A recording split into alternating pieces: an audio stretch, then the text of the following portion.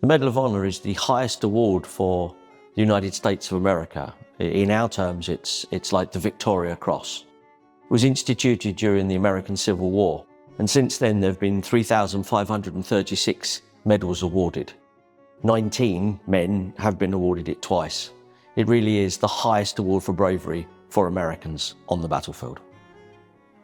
This medal was awarded to a man called Private Minue. A Company, 1st Battalion, 6th Armoured Infantry, for an action in North Africa in 1943. His actions that day were absolutely incredible, and unfortunately by the end of the day, Private Minue had been killed. In this short film today, we're going to find out who Private Minue was, the action that he was awarded this medal for, and how he was actually killed that day in 1943.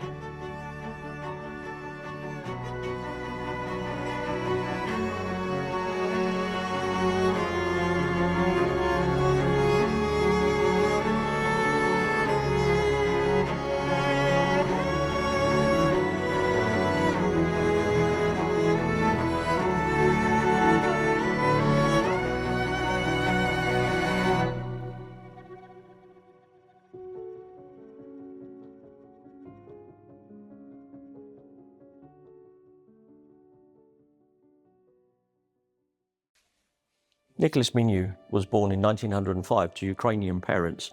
He emigrated to America, and in 1927 he joined the American Army.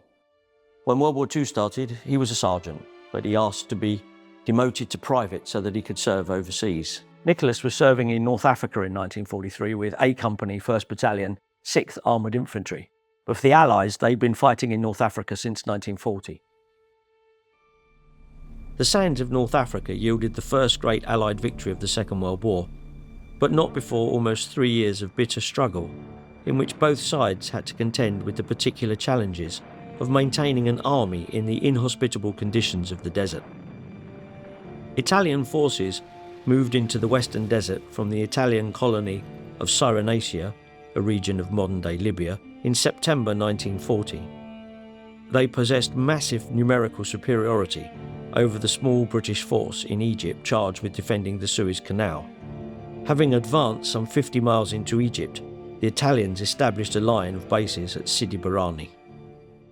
Though outnumbered, the British were superior to the Italians in every other respect, and at Sidi Barrani they were soon outflanked and outmanoeuvred. Bardia and Tobruk were taken soon after in similar fashion, with the Australians taking responsibility for the latter. With the surrender of Benghazi, the near-total collapse of the Italian forces in North Africa was complete.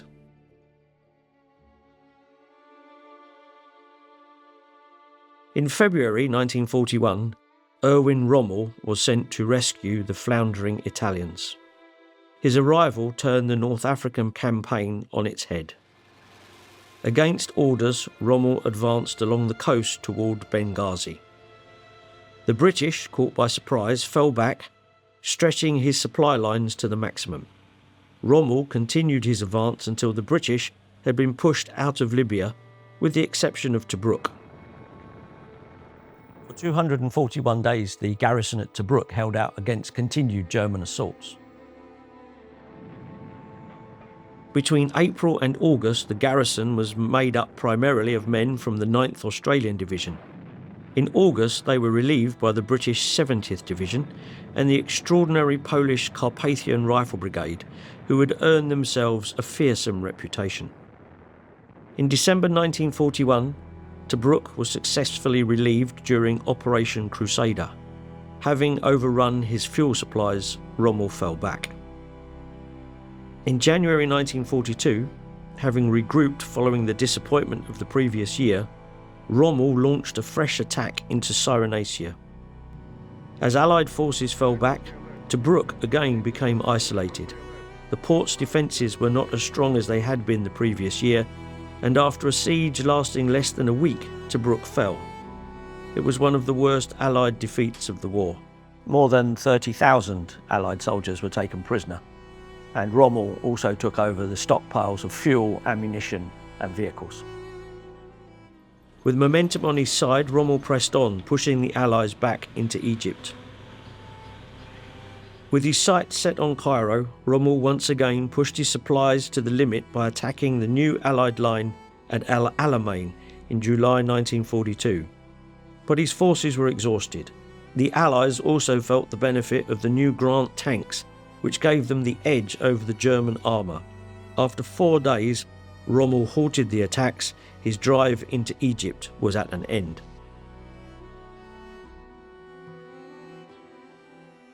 The Allies enjoyed massive material supremacy at El Alamein, but it was Montgomery's tactics that allowed them to be used to the maximum effect. Bernard Montgomery was appointed commander of the 8th Army in August 1942. The appointment bolstered morale and coincided with a fresh influx of supplies into North Africa, including heavier anti-tank guns, Grants and the new Sherman Mark IV tanks. At the Second Battle of El Alamein in October 1942, Montgomery's forces enjoyed vast material superiority. The Allies also possessed total air supremacy over the battle area.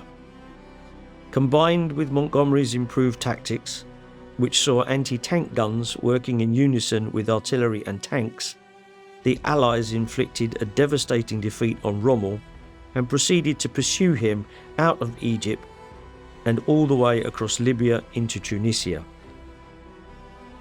In November 1942, an Anglo-American invasion force landed in French North Africa under the command of General Dwight D. Eisenhower. Having secured the surrender of the Vichy French government, Eisenhower's forces advanced into Tunisia with the intention of securing Tunis. They were halted by German and Italian troops at the Battle of the Kasserine Pass. Eisenhower's forces eventually linked up with the British 8th Army and launched a combined offensive against the German and Italian lines around Tunis. On the 13th of May 1943, Axis forces surrendered. Over 200,000 soldiers were taken prisoner. The war in North Africa was over.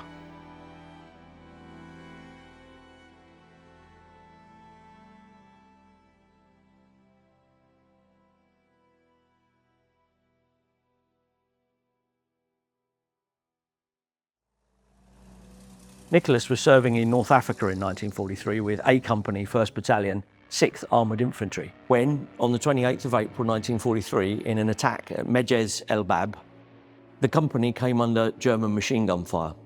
Nicholas went forward on his own, got into the German position and actually bayoneted 10 Germans, clearing the position and enabling the company to move forward. They came again under machine gun fire. Nicholas went forward again and cleared that position as well, but unfortunately, he was fatally wounded. For these actions, he will be awarded the Medal of Honor.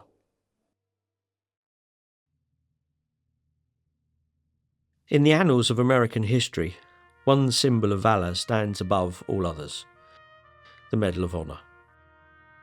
Established during the tumultuous times of the Civil War, this prestigious award has come to represent the highest level of bravery and self-sacrifice in the United States Armed Forces. The Medal of Honor was created in 1861 at the start of the Civil War. The conflict had shown a need for official recognition of acts of heroism. On December the 21st, 1861, President Abraham Lincoln signed a bill authorizing the Navy Medal of Honor. This was soon followed by the establishment of a similar medal for the Army in July 1862. These medals laid the foundation for what would become the Medal of Honor. The first Medals of Honor were awarded on the March the 25th, 1863. 6 members of Andrews Raiders, a daring group of Union soldiers who commandeered a Confederate train in an attempt to disrupt enemy supply lines, received the medal. Their bravery set a precedent for future recipients. Over the decades, the criteria for the Medal of Honor have evolved, but its essence remains unchanged. It is awarded for conspicuous gallantry and intrepidity at the risk of life above and beyond the call of duty. Each medal is a testament to the recipient's extraordinary courage, often in the face of overwhelming odds. The Medal of Honor, unlike the Victoria Cross, which is just one design, has a slightly different design for each of the services in the American Armed Forces. This one is an Army version. It is also just on a ribbon. The neck ribbon came in just after this one was awarded. The medal itself features the figure of Minerva, the Roman goddess of wisdom and war, encircled by a star. The ribbon is distinguished by its light blue colour with 13 white stars representing the original 13 colonies. The design has been similar since the American Civil War, and the man's name and date of action are inscribed on the back of the medal. After World War II, the Medal of Honor continued to be awarded for extraordinary acts of heroism in subsequent conflicts, including the Korean and Vietnam Wars, as well as more recent engagements in Iraq and Afghanistan. The legacy of the medal endures, with each recipient's story inspiring future generations to uphold the highest values of bravery and selflessness. Nicholas Minue still lies in North African soil. He's buried in the American Cemetery and Memorial at Carthage in Tunisia. He really was a very brave soldier that day. There's not much about him on the internet because he really was just an ordinary person. But what we mustn't forget is that he was also the only Ukrainian serving in the American Army to be awarded their highest award for bravery, the Medal of Honor.